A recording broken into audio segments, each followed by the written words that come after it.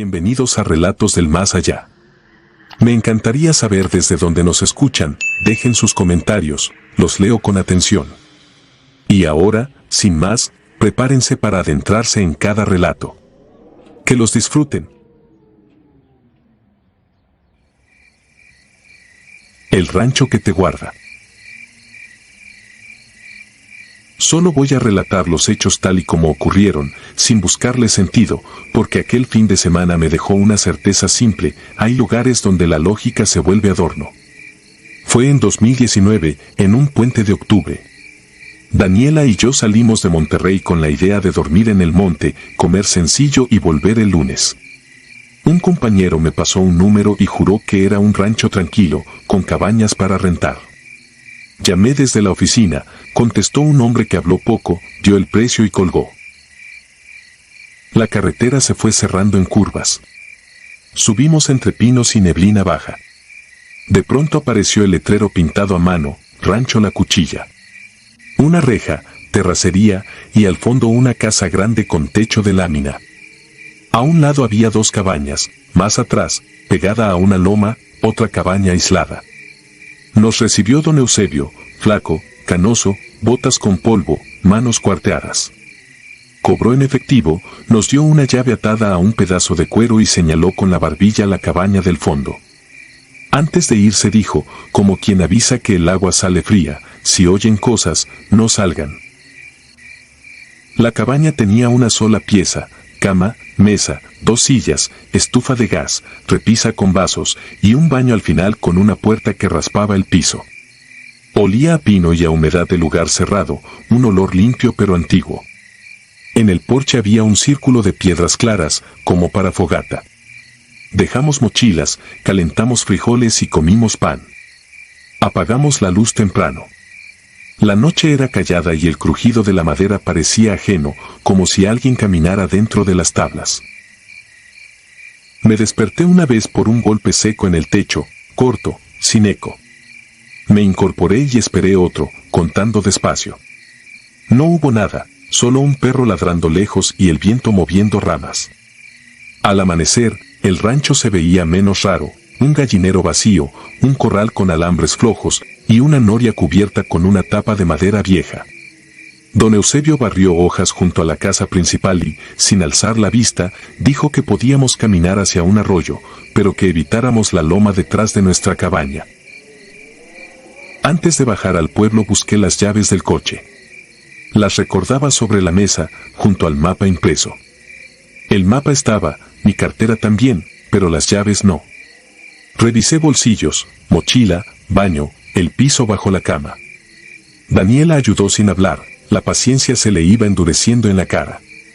Ya iba a ir con el encargado cuando encontré las llaves dentro de mi bota izquierda, la que estaba junto a la puerta. No estaban caídas, estaban metidas, acomodadas, como guardadas por alguien que conocía mi prisa. No dije nada. Me las guardé y fingí normalidad, pero la incomodidad se quedó pegada. El pueblo era pequeño: 2 calles de tierra, una plaza, una tienda y una capilla vieja. Compramos café, leña y comida. En la tienda, una señora nos preguntó dónde nos quedábamos. Cuando dije el nombre del rancho, su mirada se endureció un instante.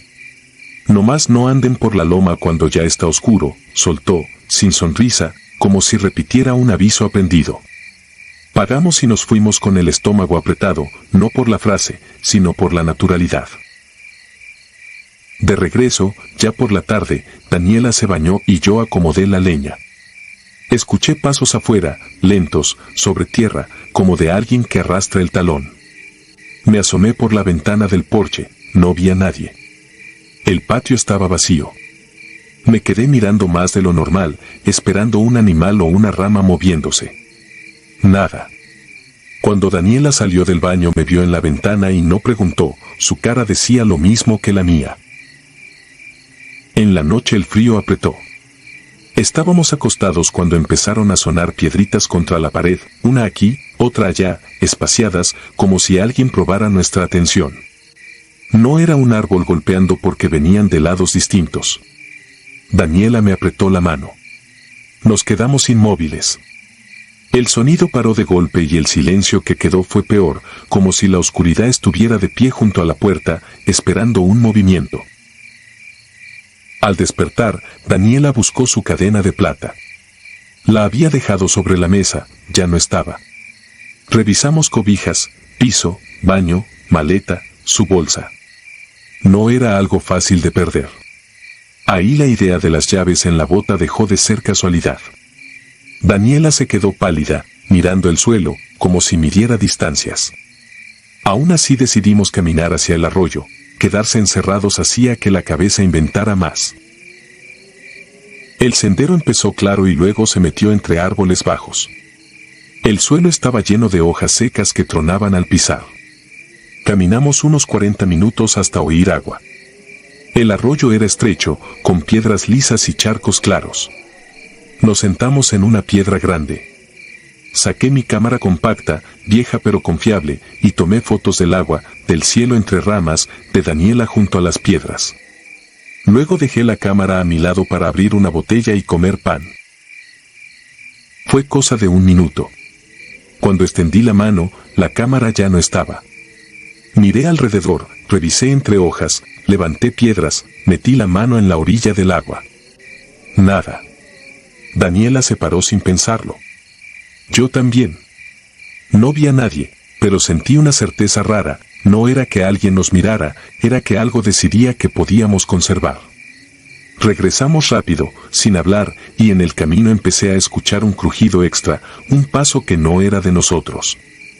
Me detuve y miré atrás. El sendero estaba vacío. El paso siguió, cerca, pero no en línea, como si se moviera alrededor, copiando nuestro ritmo desde el monte. Cuando el rancho apareció entre los mezquites sentí alivio, y se me fue al ver la puerta de la cabaña entreabierta. Yo la había cerrado con llave. Entré primero. Todo estaba en su sitio, pero el olor era más fuerte, como madera mojada recién cortada. Sobre la mesa, junto al mapa, estaba mi cámara, colocada con una precisión que no era mía. La encendí. Funcionaba. Abrí la galería. No había fotos. Ni las del viaje, ni las del pueblo, ni las del arroyo. La memoria estaba vacía, como si alguien hubiera limpiado todo con calma. Daniela salió al porche y encontró su cadena justo en el centro, encima de una tabla donde era imposible que no la viéramos la noche anterior. Estaba limpia, sin polvo. No dijimos qué raro. Empezamos a empacar. Mientras cerraba la mochila escuché en la pared de atrás un rasguño leve, repetido, como uñas pequeñas probando la madera. Me quedé inmóvil. El rasguño se movió hacia la esquina, bajó, se detuvo. Sentí que mirar por la ventana era aceptar un juego. Seguí empacando sin levantar la vista, con la boca seca, tratando de no hacer ruido con los cierres. Fuimos a la casa principal a devolver la llave. Don Eusebio estaba sentado en un banquito, fumando, como si nos hubiera estado esperando. Le dije que nos íbamos por un imprevisto. Asintió sin sorpresa. Al darnos la vuelta murmuró, casi para sí, aquí devuelven lo que se les antoja, pero no devuelven igual. No le pedí explicación. En ese momento solo quería estar lejos de la loma. Salimos del rancho y tomamos la carretera. No hablamos casi nada. En una gasolinera con luces blancas y gente normal, seguí oyendo, al fondo, ese crujido extra, como si alguien hubiera aprendido nuestro ritmo y lo repitiera por dentro. Llegamos a Monterrey de madrugada, subimos al departamento, encendimos todas las luces y dejamos las cosas en el piso. El aire olía a detergente y a ciudad, pero yo no me sentía a salvo. Cuando vacié mis bolsas buscando el cargador de la cámara cayó al suelo el pedazo de cuero con la llave del rancho. Me quedé mirando el metal, la marca negra en un costado, el nudo gastado. Yo la había entregado. Daniela vio la llave, me vio la cara, y no preguntó. La guardé en un cajón y lo cerré con fuerza, como si eso bastara. Dormimos mal. Al tercer día, cuando por fin me atreví a sacarla para convencerme de que no había sido un error, el cajón estaba vacío. No había llave, no había cuero. Solo un olor leve a humedad de lugar cerrado, como el de la cabaña. No he vuelto a rentar en ranchos apartados. A veces, cuando se va la luz en la colonia y la casa queda en silencio, me acuerdo de la puerta entreabierta, de la cadena limpia en un lugar imposible, de mi cámara vacía, y de la idea inquietante de que algo te acomoda los objetos no para asustarte, sino para enseñarte quién decide. Lo peor no fue perder cosas, fue entender, por un par de días, que hay lugares donde tú eres la visita, pero también eres parte del inventario, y que si te quedas una noche más, quizá el rancho no solo te esconda algo, quizá te aprenda.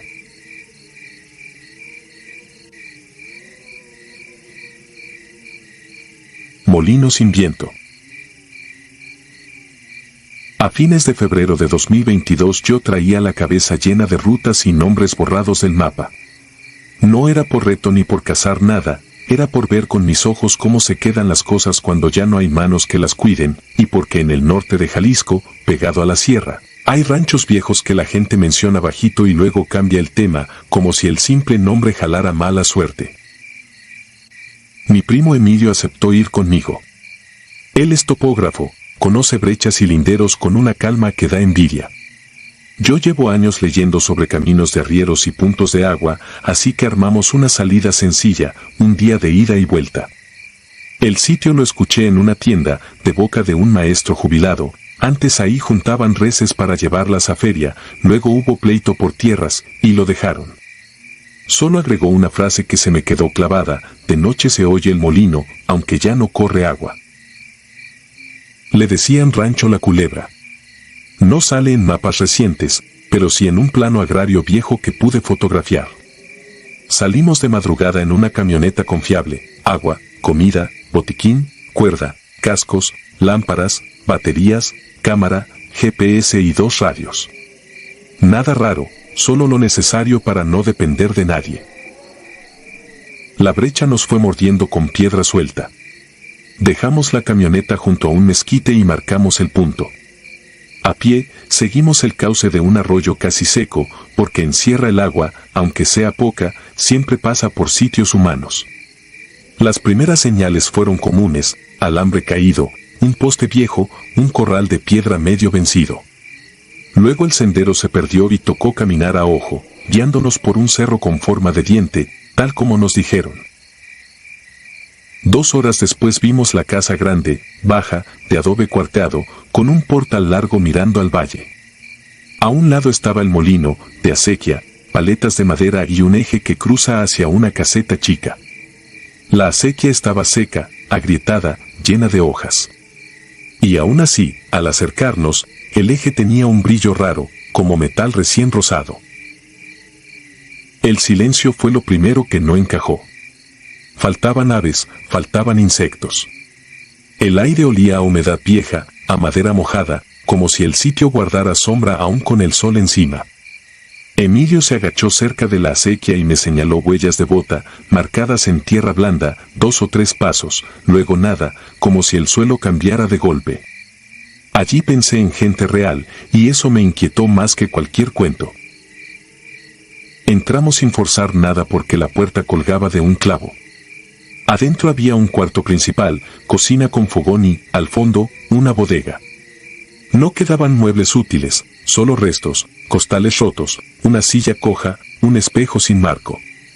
En una pared vi cuentas hechas con cal, fechas y pesos, letra práctica de rancho. Por un momento me sentí tonto por venir con miedo. Pero la temperatura iba al revés. Dentro hacía frío, un frío que se te mete en la piel como si abrieras un refrigerador. En la cocina vi el piso distinto, tablas viejas, una argolla oxidada. Emilio jaló con cuidado y cedió, dejando una escalera corta de piedra que bajaba a un sótano de guarda. Amarramos la cuerda, encendimos las frontales y bajé primero. Abajo el techo era bajo, con vigas negras por humedad. Había latas vacías, un candil, una mancha oscura como de aceite seco. Y una campana de res colgada de un clavo, limpia, sin polvo, como si la hubieran puesto ayer. Toqué el metal con un dedo y sonó un tintineo corto. Ese sonido se apagó raro, sin eco, como si el lugar se lo tragara. Había un pasillo de piedra acomodada.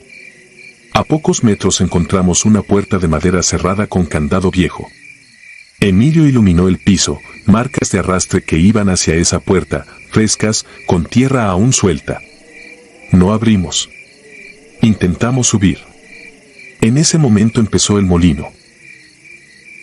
No fue un golpe suelto, fue un giro lento y parejo, madera contra madera, un rechinar constante, como si un eje cargado diera vuelta con peso. Se oía desde arriba, filtrado por el piso, y aún así era claro. Lo imposible era el ritmo igual, sin agua, sin viento. Me quedé quieto y noté una respiración ajena, muy cerca, al fondo del pasillo. Apunté la luz. No vi a nadie. Subimos rápido.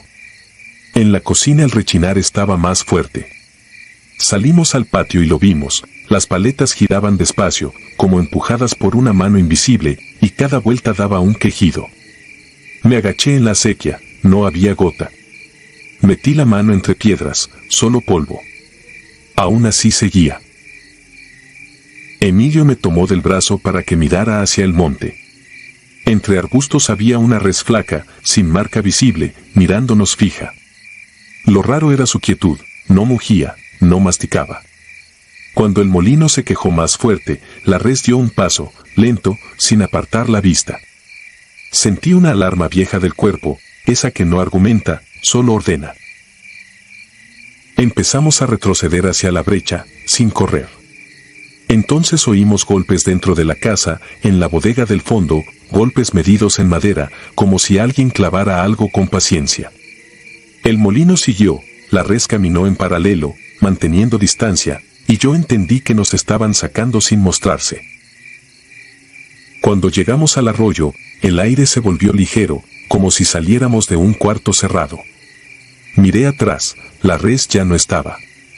La casa seguía en su sitio y el molino aún giraba, solo. Pensé que al alejarnos todo se quedaría atrás. A mitad del regreso, el GPS empezó a fallar, marcaba puntos absurdos. El radio metía estática. Y desde el monte volvió el tintineo de una campana, suave, de un lado y luego del otro, como si alguien la agitara para guiarnos. Emilio sacó su navaja y marcó una rama con un corte pequeño. 10 minutos después vimos la misma rama con el mismo corte. La brecha se estiraba, el arroyo parecía no terminar, y el sol empezó a caer. En un tramo, sin darnos cuenta, regresamos a una pared de piedra que yo recordaba del camino de ida. Emilio se detuvo, me miró, y por primera vez vi miedo claro en su cara. El aire volvió a oler a madera mojada, como si estuviéramos otra vez cerca del portal, y el tintineo se mezcló con un sonido de paso lento sobre grava, no detrás ni delante, a un lado, siguiendo nuestro ritmo. Apreté el radio y solo salió estática, luego un chirrido que sonaba igual al eje del molino. Emilio prendió el GPS y el aparato se reinició solo. Cuando volvió, la flecha apuntaba al mismo punto como si estuviéramos quietos, aunque seguíamos caminando. De pronto apareció el mezquite donde dejamos la camioneta. Sentí alivio y luego un vacío seco, porque la camioneta no estaba. El polvo estaba parejo, sin marcas recientes de llanta. El GPS decía que sí, que era el punto. En la tierra, donde debió estar una llanta, había una línea recta, como arrastre, que se iba hacia el monte. No seguimos esa línea. Caminamos rumbo a la carretera con lo que quedaba de luz. Llegamos de noche a un rancho habitado, había foco, perros y un hombre que nos alumbró. Le dijimos que nos perdimos y que nos movieron la camioneta. Al día siguiente fuimos con una patrulla. La encontraron, pero no donde la dejamos. Estaba a casi 1 kilómetro, metida entre piedras, con una puerta abierta y la batería desconectada. No faltaba dinero ni herramienta. Faltaba el termo de café y la cuerda. Nadie quiso ir al rancho La Culebra. El comisariado dijo que ese nombre se usa para espantar, que ahí solo hay monte y linderos viejos. Esa tarde, en casa, revisé las fotos. Las de la casa salieron borrosas, como si el ente hubiera tomado vaho, aunque el día estuvo seco. La única nítida fue la de la campana colgada. En el metal se veía una inicial grabada, una E. Emilio la miró y se quedó pálido. Dijo que esa campana era de su abuelo, que la tenían en un corral en Zacatecas y que se perdió años atrás, y que él mismo marcó esa de niño, con un clavo. Un mes después quise volver con 2 conocidos del pueblo, gente que sí conoce monte y no se asusta fácil. Ni siquiera dimos con la entrada, donde yo juraba ver la casa, solo había matorral y piedra, como si la brecha nunca hubiera existido. Emilio no bajó del vehículo, se quedó mirando el Cerro del Diente con los nudillos blancos, y cuando le pedí que intentara recordar, me dijo que no quería deberle nada a ese lugar. Desde entonces, cuando paso por acequias secas en carretera, a veces oigo un rechinar leve, regular, como madera girando sin motivo. Bajo el vidrio para comprobar, no hay viento. Lo peor no es el sonido, lo peor es la certeza de que, en algún punto de la sierra, hay un molino dando vueltas solo, esperando que alguien siga el ritmo, y que una campana limpia, colgada en la sombra, sigue sonando para que vuelvas.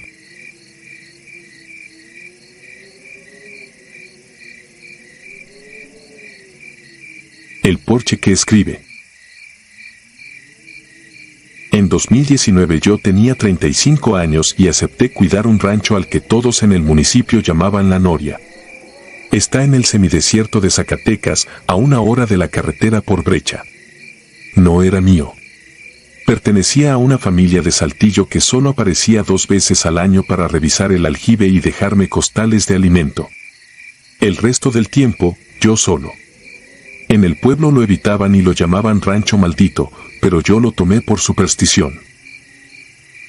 La casa era de adobe, techo de lámina y un porche mirando al oriente. Por la mañana el sol pegaba de lleno y hacía brillar el polvo. Por la tarde el viento se metía por las rendijas. Mi rutina era simple: vigilar el generador, reparar cercos y dar de comer a los animales. Buscaba calma, al menos al principio. Lo raro empezó cuando el silencio dejó de sentirse natural. La primera noche fue a finales de febrero, sin luna. Salí al porche con un cigarro. El cielo estaba tan limpio que se veía la franja de la Vía Láctea. No soplaba nada. Entonces apareció una luz baja sobre los cerros del sur. No titilaba como estrella. Era un punto blanco, fijo y demasiado intenso. Lo miré pensando en un dron, pero no se oía motor. Pasaron unos minutos y, de golpe, cambió de lugar como si lo hubieran movido con la mano, sin transición. Hizo lo mismo 3 veces y luego se fue hacia el poniente, tragada por la sierra. Me acosté con la sensación de que algo no cuadraba. 2 semanas después vi 3, formando un triángulo exacto. Estuvieron quietas más de 10 minutos. Las chivas se quedaron amontonadas en una esquina del corral. Las gallinas golpeaban los palos por dentro, nerviosas. Los burros se inmovilizaron con las orejas levantadas. Las luces giraron alrededor de un centro invisible y después una se separó hacia el norte. Las otras 2 se apagaron de golpe. Al amanecer revisé el corral. Los animales estaban vivos, pero el suelo donde duermen las chivas tenía una rodada circular, como si hubieran caminado en vueltas durante horas. No había huellas de botas ni de llanta. Solo ese círculo y el olor a cable calentado. Empecé a apuntar todo en una libreta. Las luces se hicieron frecuentes, a veces 2 noches seguidas. Cuando aparecían cerca, el generador tosía aunque tuviera gasolina buena, y el aire se sentía cargado, como antes de una tormenta seca. En la tienda del pueblo me encontré al vecino más cercano, don Nabor. Le pregunté si él también había visto esos brillos. Me miró fijo y dijo, sin emoción, mejor no los mires mucho. Pagó y se fue. Eso me inquietó más que las luces. Después vinieron cosas pequeñas, pero imposibles. Una tarde, mientras reparaba un tramo de alambre, escuché el radio portátil encenderse solo dentro de la casa. No tengo estación cerca, aún así salió un chisporroteo y luego un tono sostenido, como prueba de frecuencia. Entré y el radio estaba apagado, sin pilas. El tono seguía sonando en mis oídos un buen rato. Herramientas guardadas bajo llave aparecían en medio del patio, como puestas con cuidado. Una mañana encontré el pestillo del corral abierto aunque yo lo cerré con candado. Las chivas seguían dentro, pegadas al fondo, sin atreverse a cruzar la entrada. Otra vez una silla del porche amaneció sobre el techo. No había escalera movida ni marca en la pared.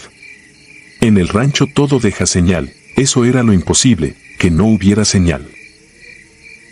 Compré un perro para no sentirme tan expuesto. Era grande, fuerte, de pelo corto. Le puse Tizón. Al principio ladraba al monte y me seguía.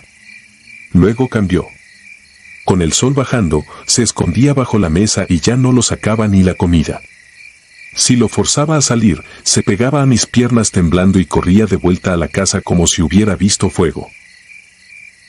Una noche de abril salí al cobertizo porque la luz de la lámpara parpadeaba. Al abrir la puerta me llegó el olor metálico, fuerte. El motor trabajaba a tirones. Me giré hacia la casa y la vi, una esfera de luz amarilla flotando encima del techo, quieta, sin zumbido.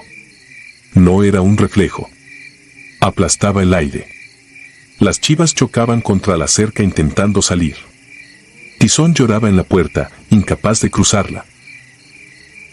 La esfera empezó a latir, subiendo y bajando de intensidad. Con cada latido el generador fallaba más, hasta casi apagarse. Luego ascendió en línea recta, se volvió un punto y desapareció. El motor recuperó su ritmo como si nada. Me quedé con una idea fija: si podía estar encima de mi techo, también podía estar encima de mí. Esa semana apareció el primer mensaje. Cerca de las 2 de la madrugada me despertó un raspado largo en el porche, como metal contra madera. No eran pasos. Era un trazo que iba y volvía, insistente. Duró tanto que me dolieron las manos de apretar la escopeta. No salí. No encendí luces. Me quedé inmóvil escuchando cómo la casa se volvía frágil. Tizón se metió bajo la cama y temblaba tanto que yo lo sentía en el colchón. Cuando amaneció, el porche estaba lleno de cortes profundos. Líneas rectas, curvas y ángulos que se repetían, como signos. La madera estaba pelada en tiras finas. Me dio asco tocarlos, pero lo hice. La superficie estaba tibia y seca, como si hubiera pasado corriente. Ese mismo día decidí irme. En el pueblo pediría que mandaran a otro. Subí a la camioneta y giré la llave. Nada. Ni siquiera el clic de la batería. Revisé fusibles, cables, bornes. Todo estaba como siempre. Volví a intentar. Nada. El teléfono no tenía señal. El rancho se sintió cerrado, como si la brecha fuera solo un dibujo. Me quedé en el patio mirando los cerros. En una loma del sur vi una figura muy alta, inmóvil entre los matorrales. No distinguí cara. Solo la forma, demasiado larga para ser persona. No se movía. Aún así, yo sentía que me veía. Entré y atranqué la puerta. Tapé ventanas con cobijas. Pasé el día esperando la noche. Al caer el sol, las luces volvieron, 4 puntos en el cielo formando un cuadro. Bajaron lento hasta perderse detrás de una meseta a poco más de 1 kilómetro, donde el terreno se aplana y crece mezquite bajo. No salí. Me quedé adentro. Y entonces llegó un zumbido grave que no se oía con los oídos, se sentía en el pecho. Los vasos tintinearon. El raspado regresó, más cerca, más duro, como si estuvieran terminando un trabajo. Luego vinieron golpes. Uno en la pared de la cocina, otro más arriba, como si algo trepara por fuera. La casa vibró apenas. Yo apreté los ojos. El miedo no cree en pestillos. Al amanecer salí con la luz del día como si fuera escudo. Frente a la puerta, en la tierra, habían trazado un triángulo con surcos finos. Dentro había un montoncito de polvo gris, fino, y el olor metálico estaba fresco. En el porche, los cortes repetían el mismo triángulo, una y otra vez. Ese detalle me hizo entender algo terrible: no era azar. Era insistencia. Con el sol alto caminé hacia la meseta porque ya no soportaba esperar. Llevé agua y la escopeta. Tizón no me siguió. El camino era pedregoso y el aire se sentía cargado, como si tuviera estática. En la cima encontré un círculo de vegetación aplastada, seco, sin quemarse. En el centro había 3 marcas hondas formando un triángulo. La tierra estaba tibia y desmenuzada, casi como ceniza. No había aparato, ni cables, ni gente. Solo geometría y olor. Regresé al rancho y, sin que yo tocara nada, la camioneta arrancó al primer intento.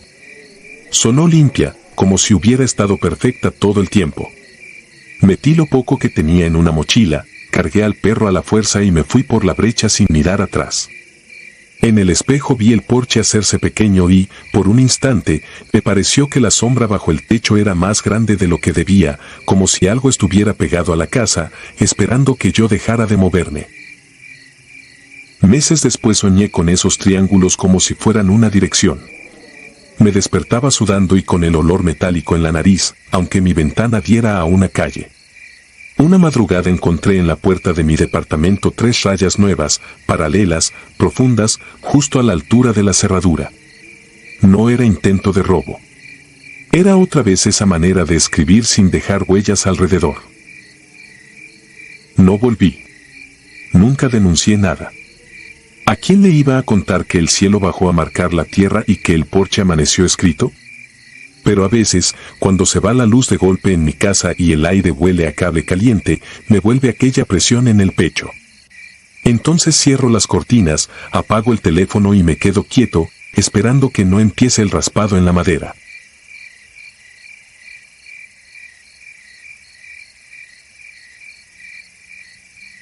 Rancho sin huéspedes. Solo voy a relatar los hechos tal y como ocurrieron en 2014, sin adornos y sin intención de convencer a nadie. A mí mismo me cuesta ponerlos en orden, porque lo más inquietante no fue ver algo imposible, sino comprobar, una y otra vez, que las cosas cambiaban de lugar con una lógica ajena, como si alguien practicara con nosotros y esperara a ver cuánto tardábamos en darnos cuenta. En ese tiempo yo vivía en Querétaro y salía con Paula. Los dos traíamos semanas pesadas, y cuando cayó un puente de esos que aparecen sin avisar, decidimos irnos a la Sierra Gorda. No buscábamos turismo, solo aire frío, pinos, silencio, y un lugar donde dormir temprano. Un compañero de oficina me habló de un rancho que rentaba cabañas cerca de la carretera rumbo a Jalpan, metido entre lomas, con un tramo de terracería que, según él, te deja fuera del mundo. Lo dijo sonriendo, como quien presume un secreto. Llamé al número que me pasó. Contestó un hombre con voz seca, me dio precio, me pidió depósito y me explicó cómo llegar, una gasolinera a la orilla, una tienda con techo de lámina, un letrero despintado con el nombre del rancho y una flecha. No era un sitio grande, me dijo, eran pocas cabañas, separadas, y por eso convenía reservar. No pregunté más. Me bastó con escuchar que no había señal de celular y que por la noche la temperatura bajaba fuerte. Salimos el viernes antes de que oscureciera. En cuanto dejamos la autopista y tomamos la sierra, el camino empezó a cerrarse con árboles altos. La luz se filtraba por las ramas en tiras delgadas y el aire olía a resina y a tierra húmeda. En el tramo final, la terracería nos obligó a ir lento. El coche se sacudía como si cada piedra estuviera puesta para contar cuántas veces uno iba a arrepentirse de haber ido. A ratos, el bosque se abría y dejaba ver potreros vacíos, alambres viejos y una que otra estructura de madera inclinada por el tiempo. Encontramos el letrero justo donde dijeron, pintura deslavada, letras comidas por el sol, una flecha torcida. Entramos por un camino angosto. A unos cientos de metros apareció una construcción principal, como una casa grande de rancho, y más atrás, entre los árboles, se alcanzaban a distinguir las cabañas, madera oscura, techos bajos, luz apagada. No se escuchaba nada salvo el motor y el viento en lo alto. Ni perros, ni gallos, ni música, ni voces. Nos recibió el encargado, un hombre mayor con sombrero, chamarra gruesa y manos agrietadas. No se presentó con nombre, solo pidió mi identificación, anotó en una libreta, cobró el resto y me dio una llave con un llavero de metal sin marca. Señaló hacia el fondo con la barbilla, como si le pesara usar el brazo. La cabaña que nos tocó estaba más apartada que las otras. Tenía un pequeño porche, una ventana lateral, y la puerta principal que se cerraba con pestillo y llave.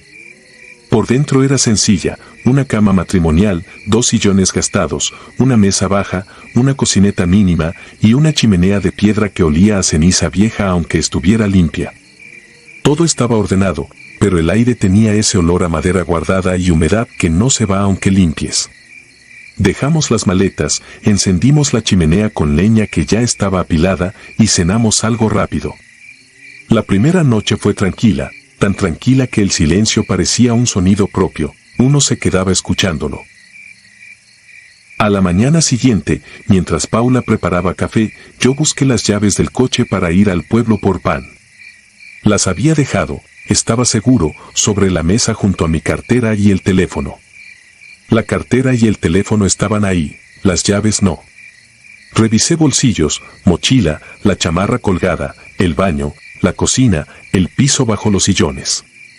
Paula buscó conmigo, primero sin prisa y luego con esa molestia que nace cuando algo no tiene explicación simple. Después de un rato, las encontró dentro de uno de mis tenis, el que había dejado junto a la puerta. Estaban metidas hasta el fondo, como si alguien las hubiera empujado con cuidado. Me quedé viendo el zapato como si fuera de otra persona. No tenía sentido, y lo único que se me ocurrió fue culpar al cansancio. Quizá lo hice en automático, quizá me equivoqué de mesa, quizá no recordaba bien. Lo dije en voz alta, más para convencerme que para explicarlo. Paula no discutió, solo se quedó callada un momento, observándome como si esperara que yo también aceptara que la explicación era pobre. Fuimos al pueblo, caminamos por una plaza pequeña, comimos, compramos pan y vimos una capillita abierta donde alguien había dejado veladoras y flores. No entré. Había algo en ese lugar, no miedo todavía, sino una incomodidad parecida a estar en una casa ajena sin invitación. Regresamos por la tarde y el rancho seguía igual, inmóvil, sin voces, sin vida alrededor. Encendimos la chimenea otra vez. Cuando el fuego ya estaba estable, escuchamos un golpe corto en la ventana lateral, como una piedrita. Nos quedamos quietos. No hubo risas ni pasos, solo el golpe y después nada. Lo atribuí a una rama, a una piña de pino, a algún animal. Minutos después sonó otro golpe, esta vez arriba, en el techo, seco, único, como si alguien hubiera probado la resistencia de la madera. Miré a Paula.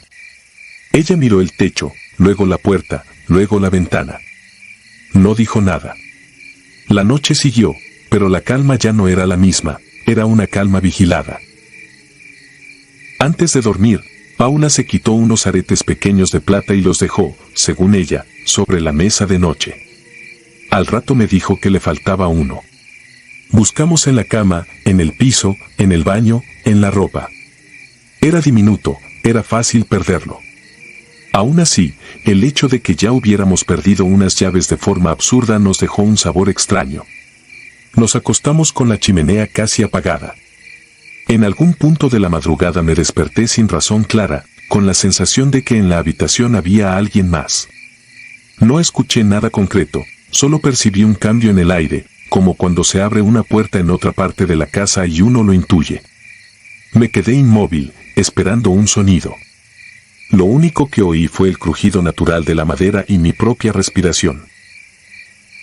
El domingo por la mañana abrí la puerta para que entrara el frío limpio del bosque.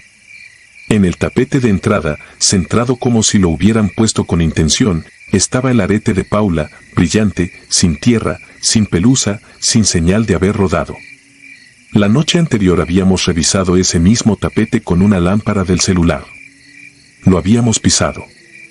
No podía estar ahí.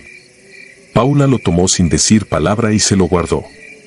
Desayunamos en silencio, con esa clase de silencio que no es enojo, sino una forma de no darle nombre a lo que asusta.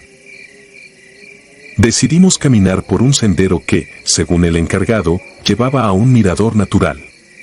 El bosque era denso, el suelo crujía bajo las botas y el aire olía a pino y a tierra mojada.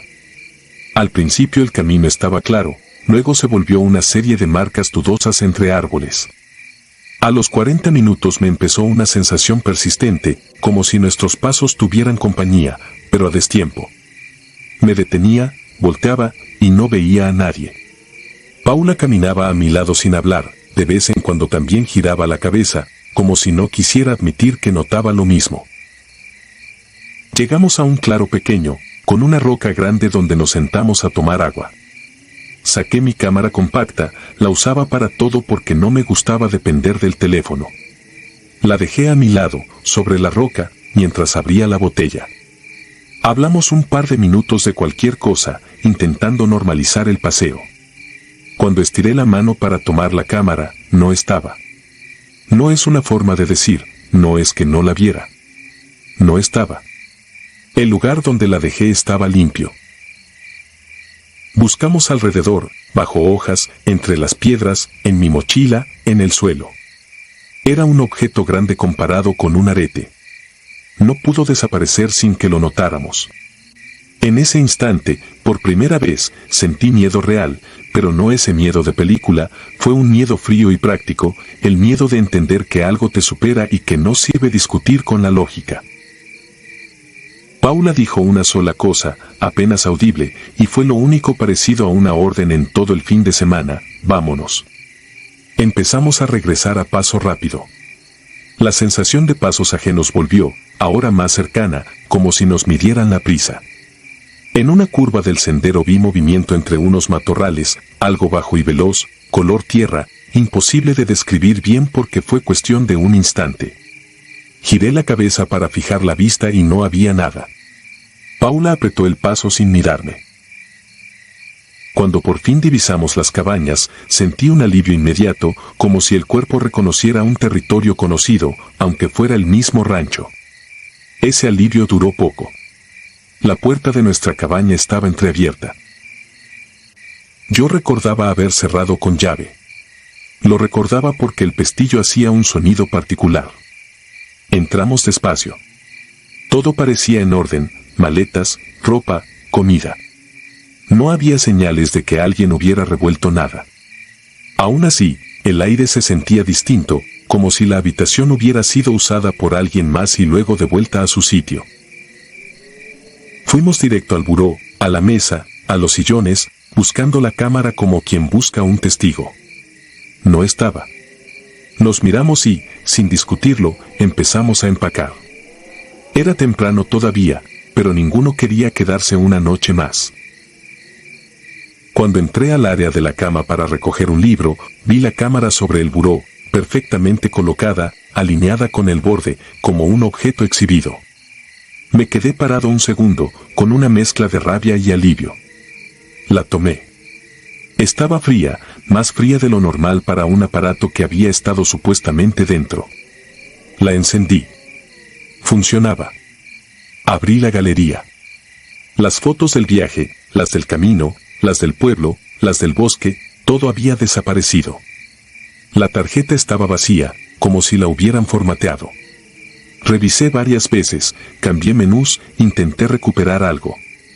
Nada. Terminamos de guardar todo. Salimos sin mirar atrás. Fui a devolver la llave. El encargado estaba barriendo, igual que el primer día, con el mismo movimiento lento. Le dije que nos íbamos por un imprevisto. No preguntó cuál. Asintió apenas, tomó la llave y siguió barriendo como si eso fuera lo común. Esa indiferencia me dejó peor que cualquier ruido del bosque, porque parecía experiencia, como si ya supiera que la gente acorta su estancia. El regreso a casa fue silencioso. No fue un silencio cómodo, fue un silencio de contención, de no querer pronunciar una explicación que, al decirla, se vuelve más real. Llegamos de noche. Encendimos luces, cerramos puertas, nos servimos agua. En la ciudad todo sonaba normal: autos, vecinos, el refrigerador. Aún así, dormimos poco. Durante semanas evitamos hablar del tema. Un día, al limpiar el coche, encontré el llavero metálico del rancho en el fondo de la cajuela.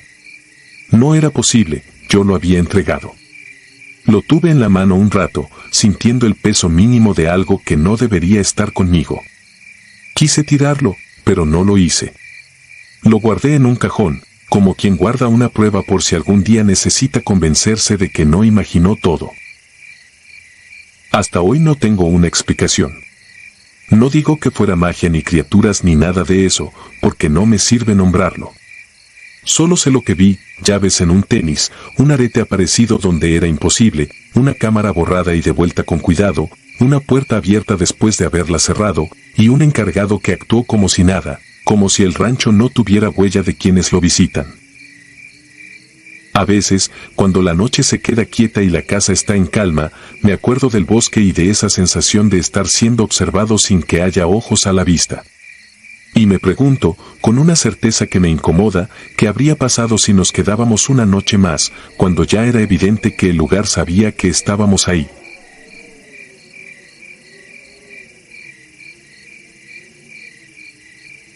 Los marcados.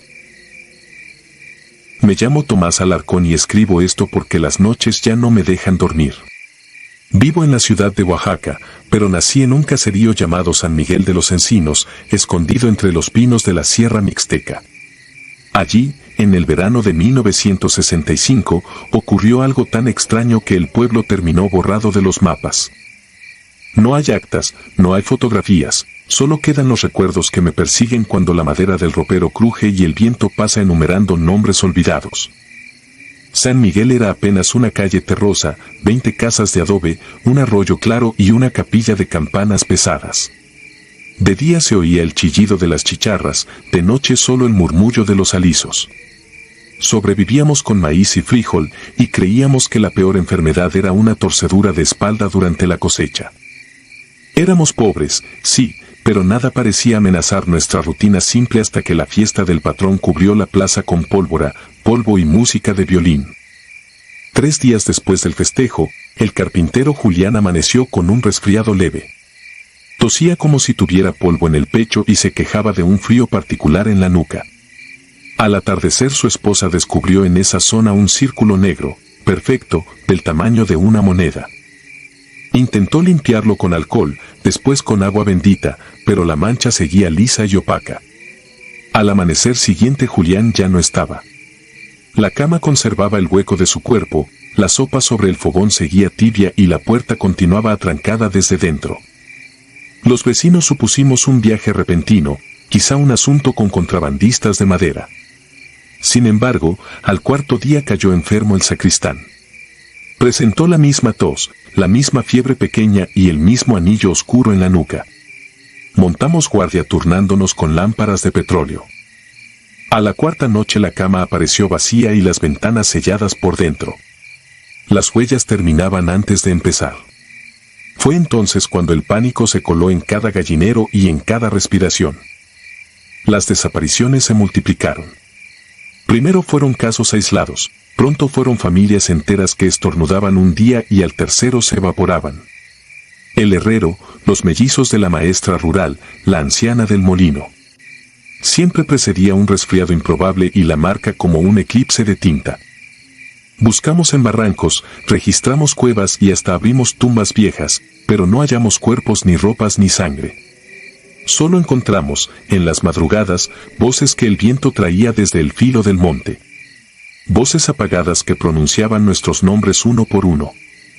Cuando ya quedábamos menos de la mitad, la curandera Basilia desenrolló un manuscrito devorado por polillas.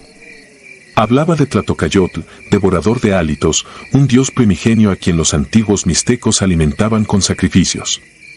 Si la ofrenda faltaba, desataba pestes que marcaban a los escogidos para beber su espíritu. Según Basilia, el anillo era la boquilla por donde se sorbía la vida. Nos recomendó encender ollas de copal, clavar cruces en los umbrales y, sobre todo, no pronunciar nuestro propio nombre después del ocaso.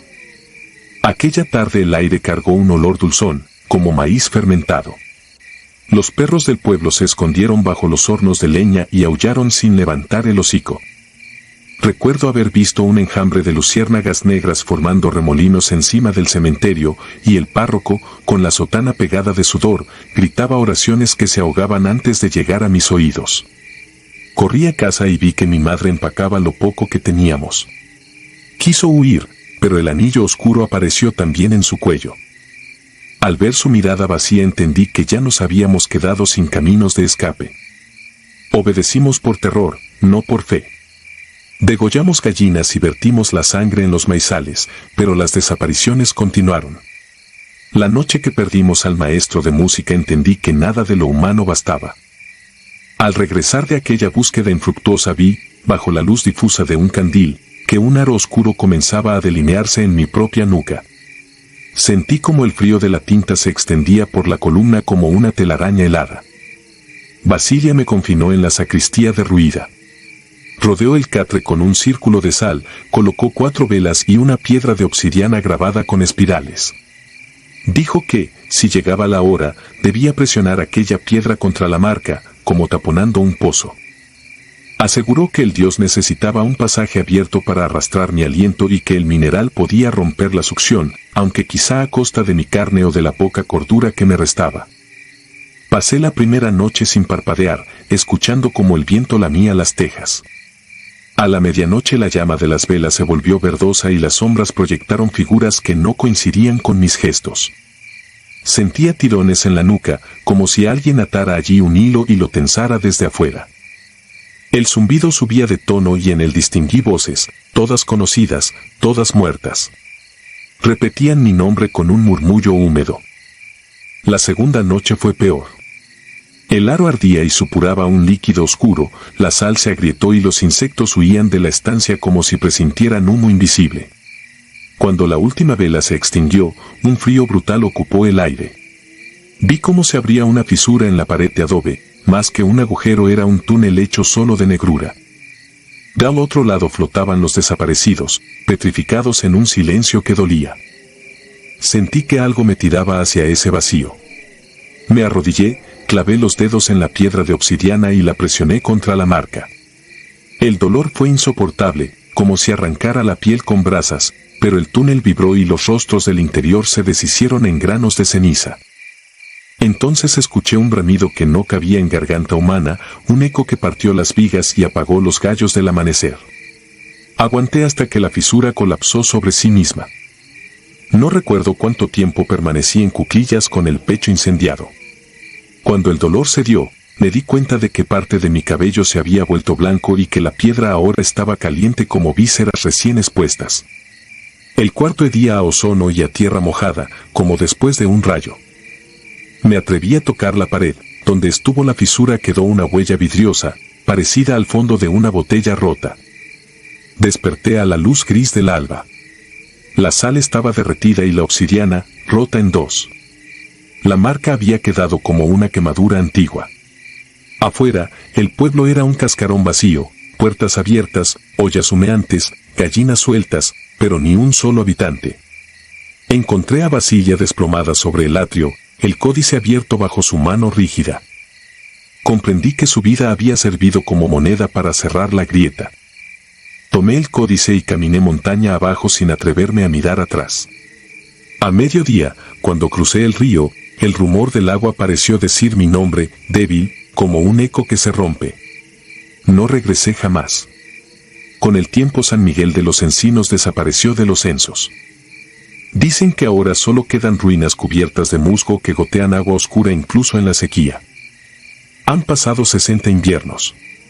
Cada vez que la gripe me rodea y el cuello me arde recuerdo el aro que casi me tragó. Guardo los fragmentos de obsidiana en una caja de madera, rodeados de sal nueva. A veces palpitan, otras veces sudan un rocío frío que mancha la madera. No he encontrado explicación en ningún libro, pero sé que aquello duerme, esperando hambre. Si alguna noche el viento pronuncia otra vez mi nombre con la voz de los ausentes, solo me quedará encender la última vela y sostener el fragmento contra mi piel, velando el resuello de esta casa vacía. Escribo esto como advertencia, si encuentran un círculo negro en la nuca, no digan su nombre en la oscuridad, porque alguien, o algo, lo está escuchando. Guardo también este cuaderno, con las hojas ya amarillas, para que algún viajero lo encuentre cuando yo falte. Si San Miguel reaparece como espejismo en alguna cartografía digital, no se atrevan a visitarlo. Donde los mapas solo ven silencio, laten pozos de garganta antigua. Yo, que escapé de uno, sigo escuchando el agua detrás de los muros, esperando nombres para beberlos completos una vez más.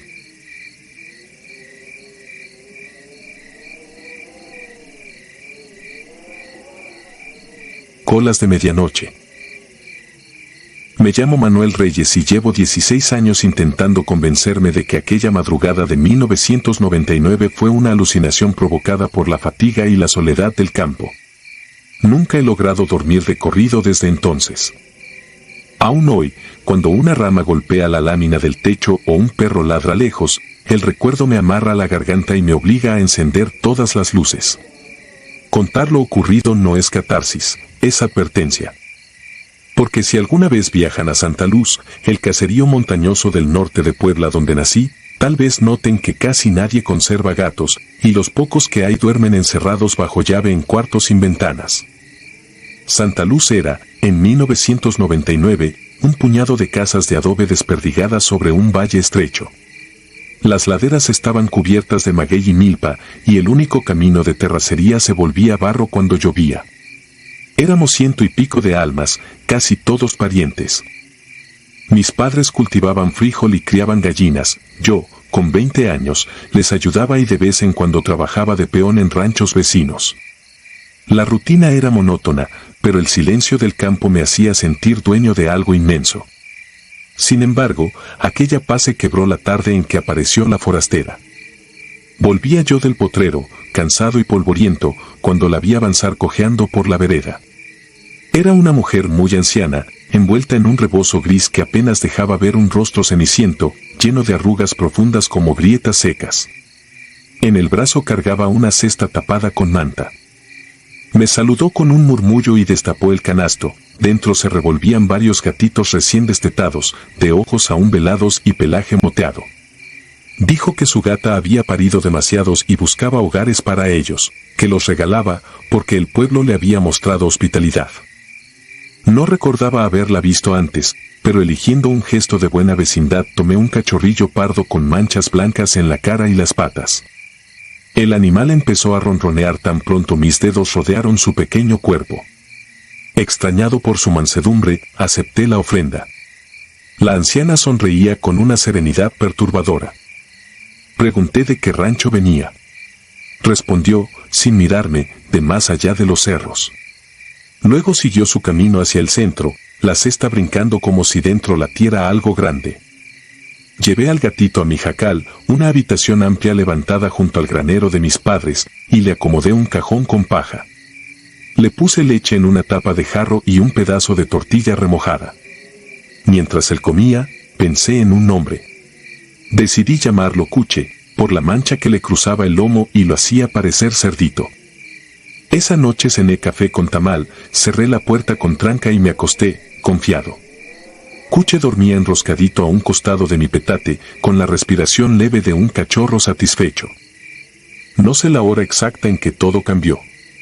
Sé que la luna estaba alta porque la luz plateada se colaba por los listones de madera y porque el canto de los grillos había cesado, sustituido por un silencio espeso, casi líquido.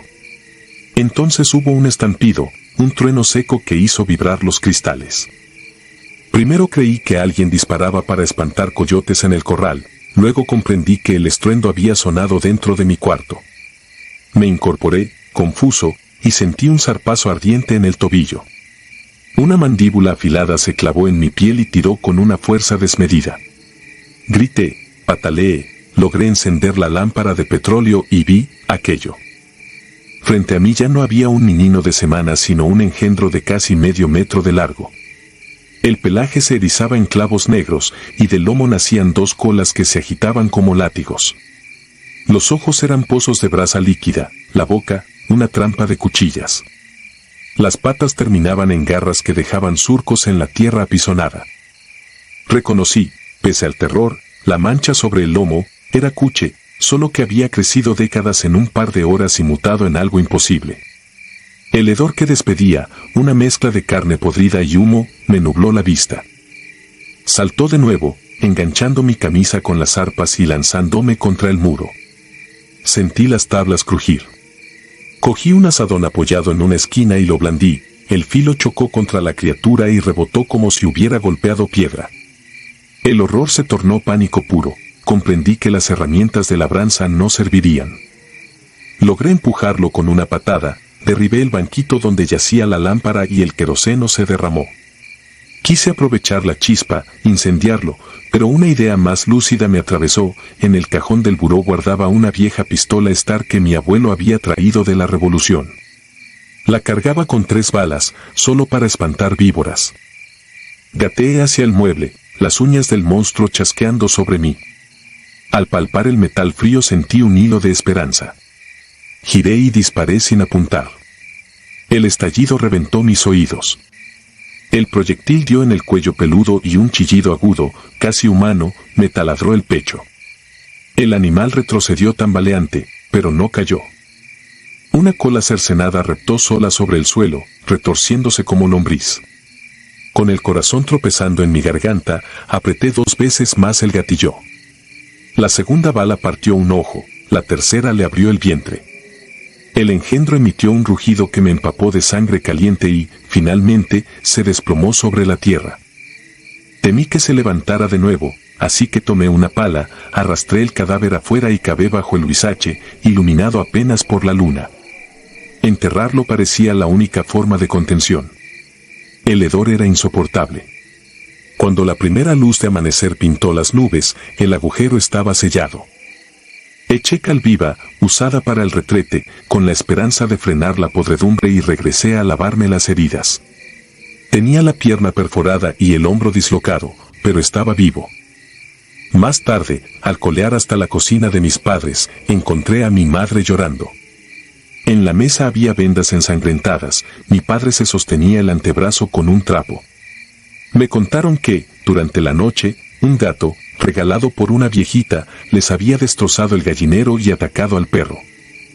Mi padre lo degolló con el machete después de que el animal se lanzara contra él con las 2 colas abiertas como alacrán.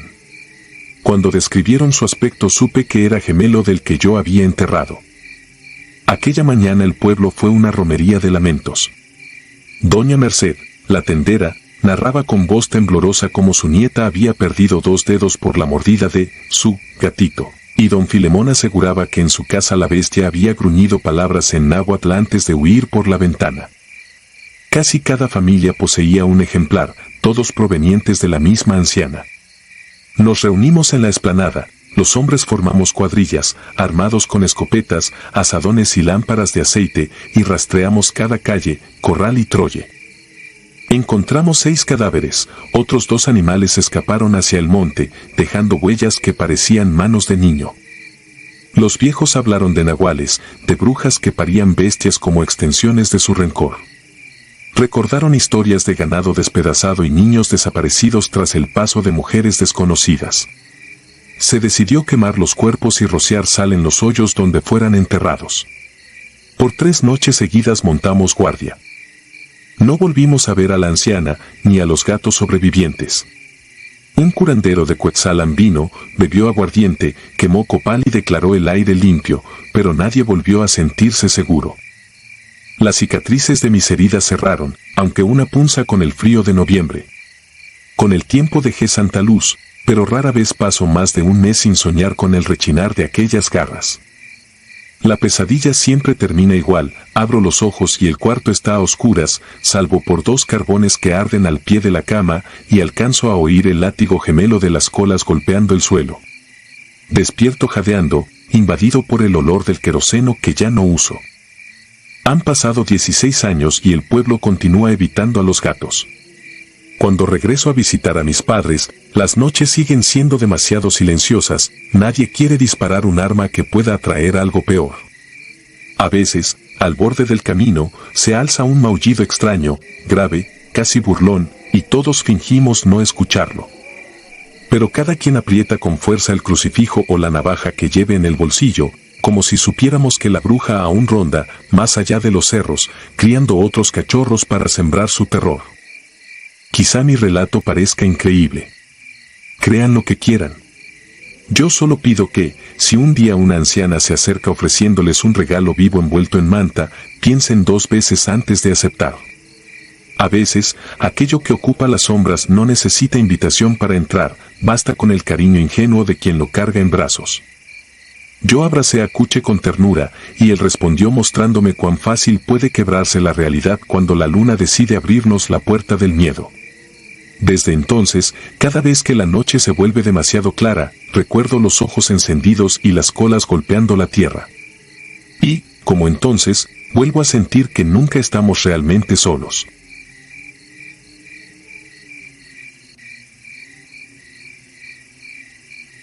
La helada de los Pasos. Me llamo Ignacio y nací en un rancho llamado El Peñasco, en la Sierra de Durango. Aquí la vida se mide en lo que se siembra y en lo que se cosecha, lo demás es puro trámite. Ese año el campo venía resentido. Plaga, sequía, cuentas atrasadas. El maíz por fin estaba en su punto y el frijol levantado. Bastaba una helada fuera de tiempo para echarnos otra vez a perder. La tarde que todo pasó empezó normal, hasta que el viento cambió. El aire bajó de la sierra con un filo seco. El cielo se limpió de golpe, sin nubes. Mi padre, plantado en la puerta, miró hacia el norte y dijo que esa noche la tierra iba a escoger. Nadie en el rancho se ríe cuando un viejo dice algo así. En la asamblea de ejido se habló de humo, rondas, cuidar los cuadros. A la hora de la verdad cada quien tuvo pretexto. Yo estaba solo, mi mujer cuidaba a su madre en el pueblo. Dije que me quedaba en los cuadros altos, pegados al barranco. Nadie discutió. Antes de que se fuera la luz preparé lo necesario. Junté hojarasca húmeda y leña fina, revisé los anafres, llené un bidón con diésel mezclado con aceite quemado, apreté unas abrazaderas en la manguera del ojo de agua. Clavé estacas alrededor del cuadro y les amarré tiras de costal. En el poste del transformador cuelga un termómetro desde hace años. La columna empezó a caerse. El aire en la cara confirmaba lo que no quería leer. Cuando el sol se escondió detrás de los pinos, la milpa se volvió mancha. Encendí el primer anafre en la esquina donde siempre pega primero el frío y el humo empezó a caminar entre las hojas. Colgué la lámpara en la pechera, me puse los guantes y empecé a recorrer la orilla marcando con una varilla los cambios de nivel. Allá abajo el pueblo todavía sonaba a motores y ladridos lejanos. Acá arriba solo eran hojas encogiéndose y el jadeo de la nave. No sé cuánto tardó en llegar el primer paso que no era mío. Sonó dentro del cuadro, entre las hileras, a pocos metros. Apagué la lámpara y me quedé quieto. El oído sirve más que los ojos cuando todo es oscuro. El paso se repitió. Era pisada pareja, con peso de persona, hundiendo la planta lo justo. No era vaca, ni perro, ni venado. Pensé en algún vecino subiendo tarde a revisar su siembra. Golpeé la lámina del anafre con la varilla. El sonido grave se extendió. El paso se detuvo. Después, solo el viento y la helada trabajando, blanqueando orillas. Encendí otra vez la lámpara, baja, y seguí mi ronda. En la segunda vuelta el hielo ya brillaba sobre las puntas. Los pasos regresaron. Esta vez eran varios, acompasados, como si 2 o 3 personas cruzaran la milpa. No se escuchó motor en la brecha ni voces. Solo ese andar parejo acercándose desde el centro. Pensé en los que se meten a robar bombas, mangueras, lo que se pueda vender. Ellos suelen traer lámparas y prisa. Aquí no se veía ninguna luz ajena. Bajé el machete a la mano, por costumbre. Golpeé de nuevo la lámina. El metal respondió, los pasos no. La sensación era como si algo se hubiera quedado de pie, escuchando conmigo. Me fui a la parte alta, desde donde se ve casi todo el cuadro y el principio del barranco. Ahí vi lo que hasta hoy me cuesta explicar. El viento venía del norte, pero algunas plantas se inclinaban hacia adentro, como empujadas desde la orilla. La lámpara alcanzaba a iluminar unas hileras. En un tramo del cuadro las matas se doblaban una tras otra, abriéndose como si algo avanzara y se hiciera camino. No vi cuerpo ni silueta. Solo una línea de plantas inclinadas que venía directo hacia mí. Recordé a mi abuelo diciendo que en ciertas noches la tierra se acomoda sola. De joven me reí. Esa noche no. Quise creer que era solo la helada rompiendo bordes, pero el movimiento tenía orden. Venía parejo, sin detenerse. Hice lo único que sé cuando el miedo aprieta, trabajar. Arrastré los anafres hacia esa zona y alimenté la lumbre para que el humo se hiciera espeso. Cuando la nube cubrió la hilera que se venía abriendo sola, el movimiento se detuvo. El ruido de paso se mezcló con el crujir de las hojas. Por un rato no supe qué era qué. Entonces tronó la manguera. Un amarre no aguantó. El chorro empezó a salir por un costado, aventando agua sobre un cuadro que ya estaba tiritando. Corrí hacia el canal. El barro se hizo hielo resbaloso. Cerré la llave a medias, me arrodillé y apreté la fuga con la mano mientras buscaba alambre con la otra. Al levantar la vista lo vi. Entre dos hileras, a corta distancia, había algo parado. Digo algo porque no encuentro palabra mejor. Tenía forma de persona alta y muy delgada, envuelta en algo parecido a manta mojada pegada al cuerpo. No se veía lámpara, ni gorra, ni rasgo de vecino. Era un pedazo de noche más denso plantado ahí. No caminaba ni hacía ruido. Solo estaba. Lo que me heló más que la helada fue notar que las plantas alrededor no tenían brillo de escarcha. Mientras en todo el cuadro las hojas ya se estaban quemando, ahí se veían firmes, oscuras, como si el frío no hubiera llegado. Ese pedazo de tierra parecía seguir en otra hora. Sentí el machete como adorno en la mano. El humo llegó hasta donde estábamos, envolviéndonos igual a los dos. Pensé que tal vez era un muchacho entre cobijas, un ladrón arrepentido. Parpadeé para enfocar mejor. En lo que tardé en hacerlo, aquello ya no estaba. No escuché pisadas alejándose ni plantas quebrándose. Simplemente dejó de ocupar espacio. El único rastro fue una franja de matas inclinadas hacia un lado y un círculo en el suelo donde no había escarcha. Me acerqué con el corazón desbocado. Metí la mano en la tierra de esa parte. Estaba tibia, como si el sol se hubiera quedado guardado ahí. Quise largarme al pueblo, pero uno sabe que si abandona la milpa en la peor hora, la tierra se lo cobra después. Terminé de amarrar la manguera, reacomodé anafres, seguí la ronda con las piernas pesadas. Cada vuelta pasaba de largo junto a ese círculo sin mirarlo. Al fin el cielo empezó a aclarar con esa luz apagada que anuncia la mañana en tiempo de heladas.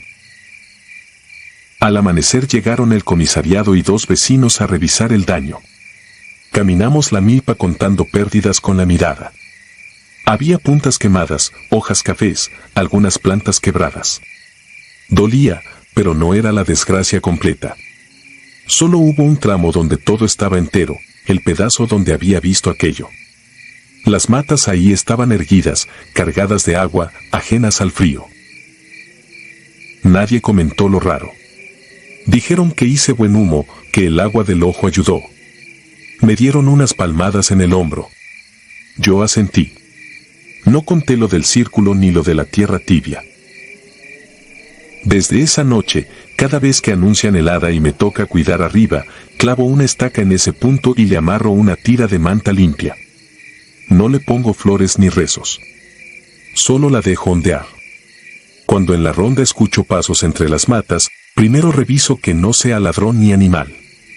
Si el ruido viene justo de ese lado, rodeo y dejo esa franja en paz. Lo cuento porque ya no duermo igual cuando el cielo se queda limpio y anuncian frío. No me asusta tanto el hielo ni los que vienen por fierro. Me asusta pensar que la tierra mira, decide, protege unos cuadros y deja morir otros, y que esa noche en el peñasco algo que no supe nombrar se paró en el mío y mantuvo vivo un pedazo de cosecha que no merecía. Desde entonces, cada vez que escucho pasos en la milpa recuerdo que no siempre vienen de pies conocidos, y que el verdadero miedo es seguir de pie tomando decisiones mientras la tierra elige en silencio si al otro día todavía vas a tener algo que cuidar.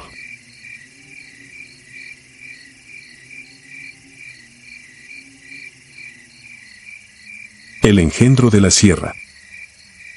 Me llamo Victoria Aguilar y, a mis 72 años, aún me estremezco al recordar lo que sucedió en San Lorenzo del Gavilán, un caserío atrapado entre cañadas de la Sierra Mixteca. Era 1991 cuando regresé tras jubilarme, buscaba sosiego y hallé un espanto que no me deja dormir.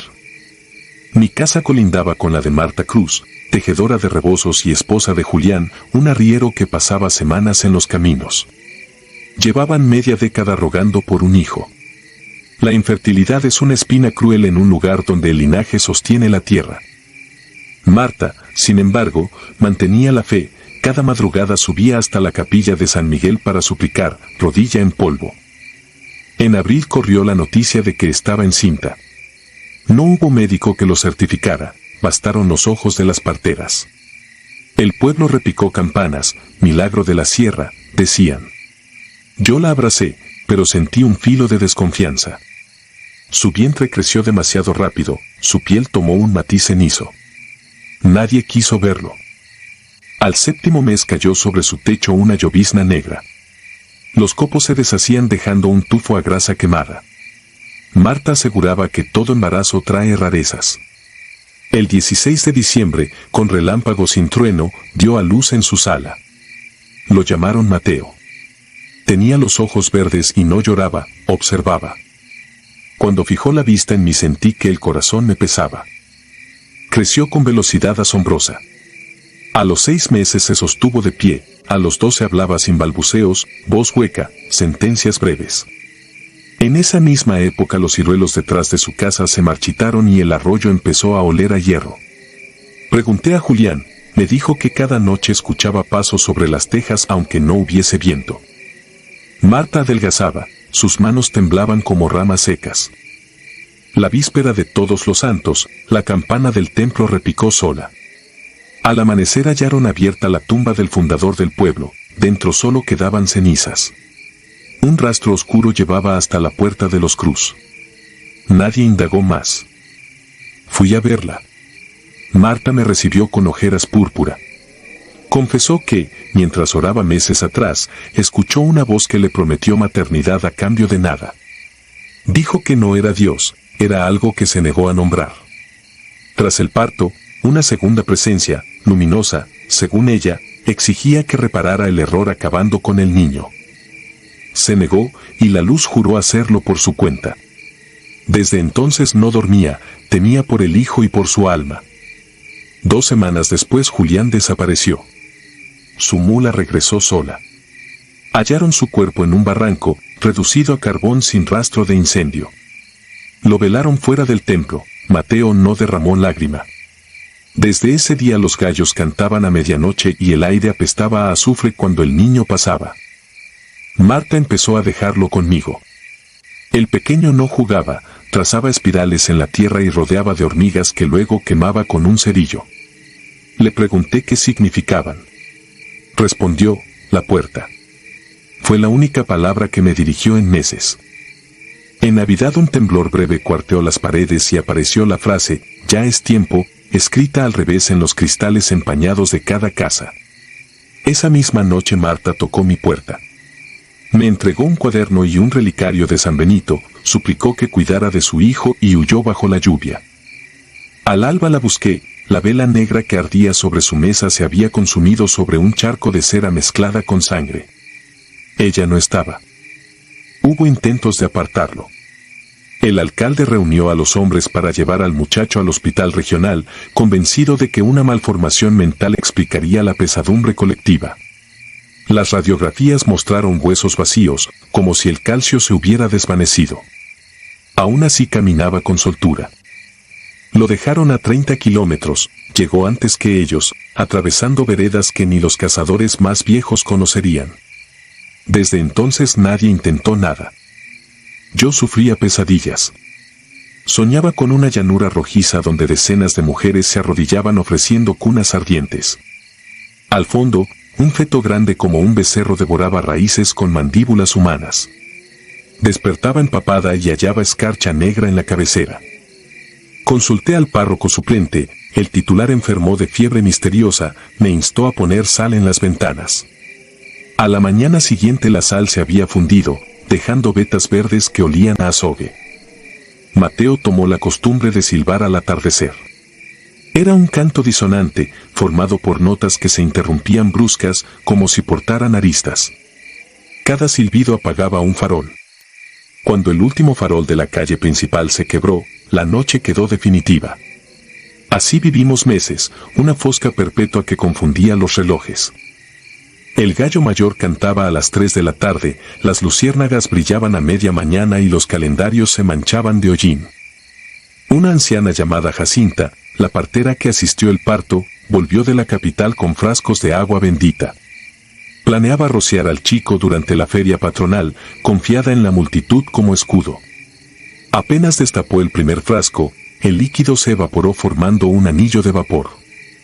Los presentes huyeron, los instrumentos de la banda estallaron, y entre el estruendo juré oír la risa de un niño. Solo quedábamos él y yo, dos sombras extrañas en una aldea mortecina. Me aferré a la rutina, encender la estufa de leña, masar café, regar mis macetas supervivientes. Mateo meditaba horas enteras frente a la espiral, impasible ante el frío o la lluvia. Una tarde le llevé un jarro de atole. Soplo leve, el líquido se congeló, vidrio lechoso al instante. Lo bebió quebrándolo a sorbos, sin gesto de dolor. Comprendí que la naturaleza se reescribía alrededor suyo. Empecé a contar los latidos de la tierra. A veces, al filo de las 3, el suelo latía una vez, otras, 2, y el pulso coincidía con un destello en la mirada del niño. Temí que, cuando la tierra alcanzara un ritmo constante, la puerta que anunciaban las espirales se abriría del todo. Crucé fechas litúrgicas y solares, todo apuntaba al próximo solsticio de verano. Restaban 3 semanas. Esa cuenta regresiva me consume. Cada noche preparo velas y escribo un fragmento de esta crónica. Cierro con llave, pero la espiral aparece dibujada en la cara interna de la puerta. Mateo no duerme, sus ojos emiten un tinte opalescente que imita la llama. He considerado huir, pero ¿acaso la oscuridad no viajaría conmigo? Un presentimiento férreo lo niega.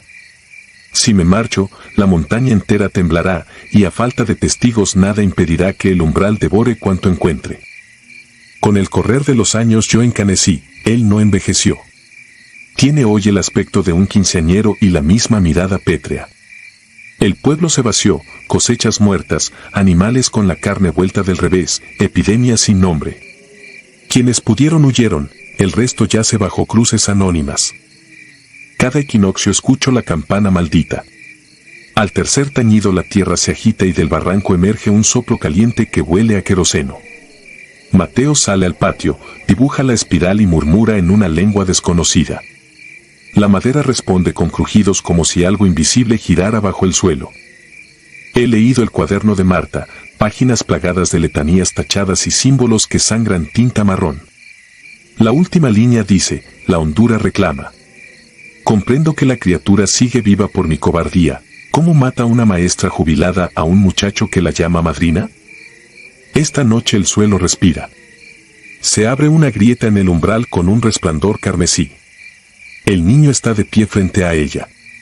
Me llama sin voz, siento su orden dentro del cráneo. Tal vez deba saltar con él, pagar la deuda que su madre dejó pendiente. Mañana quizá intente quemar la espiral, antes de que su fulgor convierta mis huesos en sombra.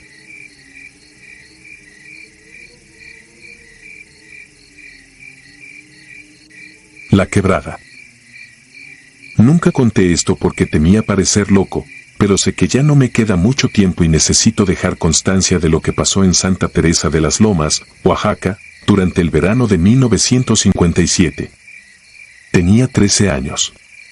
Mi hermano Arnulfo, 14. Vivíamos en una choza de adobe al borde del monte, lejos de los otros 10 ranchos que formaban el pueblo.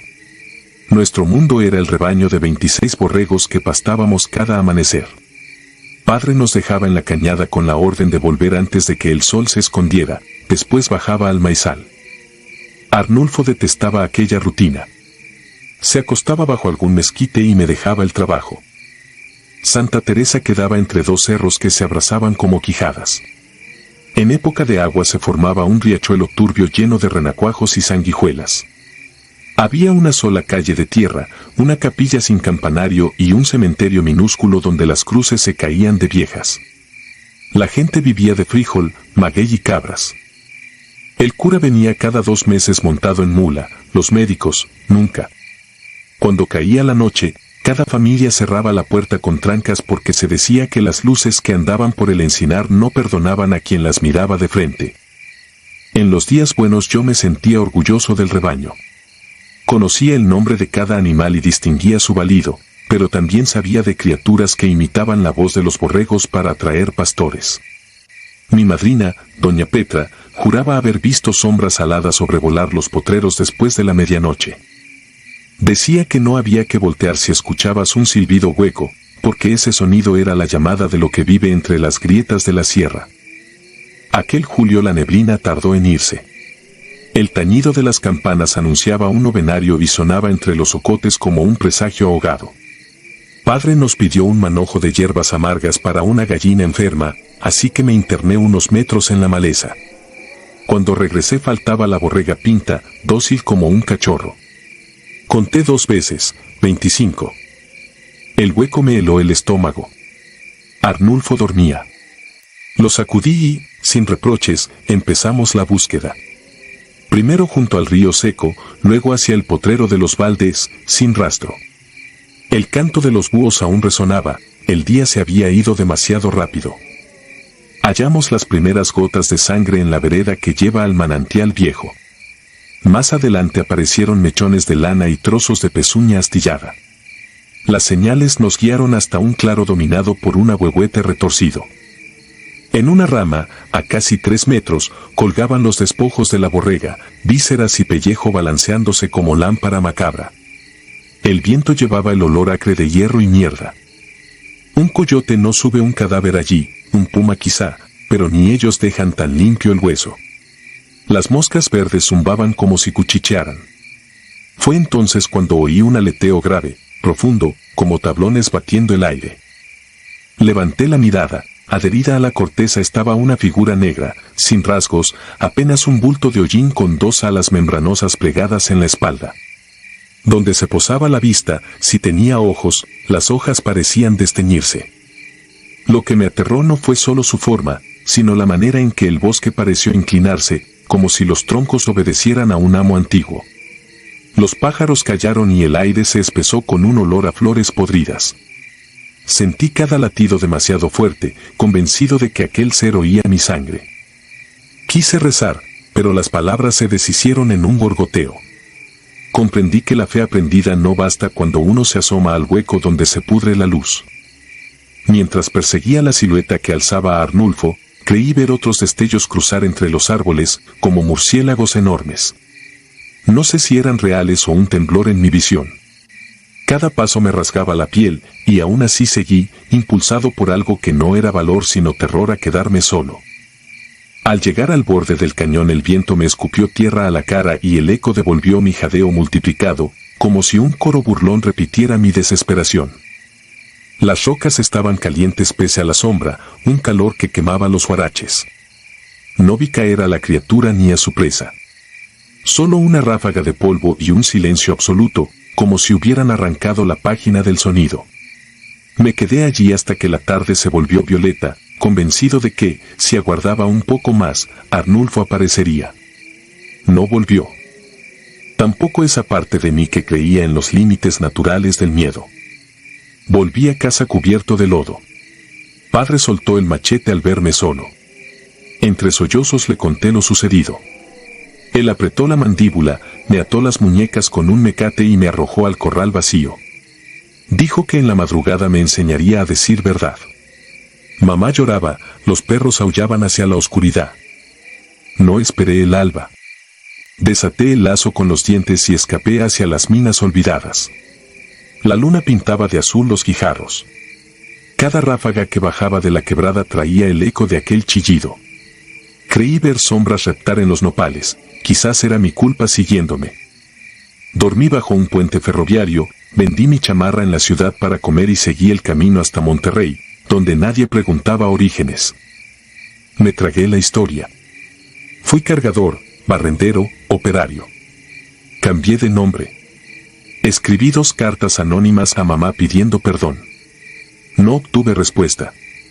El tiempo limó la memoria, pero el aleteo regresaba cada noche en pesadillas. A veces despertaba con el pecho hundido y el sabor a cobre en la boca. Hace 2 semanas supe que el rancho quedó despoblado en los años 80. Un primo lejano me contó que ya nadie cultiva allí porque el agua del pozo sabe a hierro y las noches se llenan de un graznido que no es ave ni coyote. Dicen que quienes se atreven a quedarse ven una sombra con alas posarse en el ahuehuete y sacudir las ramas aunque no haya brisa. Hoy la lluvia golpea mi tejado de lámina y ese sonido se mezcla con un zumbido de moscas que solo yo percibo. No temo a la muerte, temo a lo que puede venir a cobrar aquello que quedó inconcluso. Mi pecho arde y cada latido se siente como un machetazo. Si esa cosa cruza la pared, al menos existirán estas páginas para advertir que en Santa Teresa de las Lomas hubo algo que bebía silencio y carne. No busco absolución. Solo dejo testimonio para que quien lea entienda que el monte oculta raíces más viejas que cualquier oración. Nosotros, vaqueros de rezos rápidos y machete al cinto, apenas conocemos la capa superior de ese terror. Cuando perturbamos sus reglas, nos convertimos en su alimento. A veces imagino regresar a la quebrada de los vientos y arrojarme, quizá hallar un hueso de Arnulfo, pedirle perdón. Luego recuerdo el chillido y la boca se me seca. Escucho otro trueno, la luz parpadea. El generador de la calle zumba igual que las moscas en el claro. Siento un cambio de presión, como si un gran batir de alas agitara el cuarto. Si muero esta noche, que estas líneas sirvan como advertencia, la tierra no está vacía, respira. Hay pozos que no llevan agua, sino ecos de tiempos prohibidos. Y en ciertos árboles anida la entera oscuridad del cielo, esperando un descuido para llevarse algo más que ganado. Quien lea esto, rece si puede. Yo ya gasté mis plegarias. Eso es todo cuanto recuerdo, y lo dejo aquí para quien aún quiera creer o refugiarse del monte.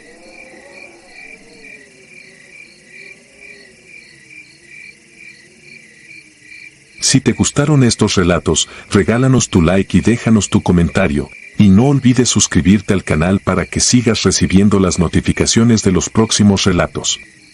Tu apoyo nos ayuda a seguir creciendo dentro de YouTube. Nuevamente, mil gracias y nos vemos en el próximo relato.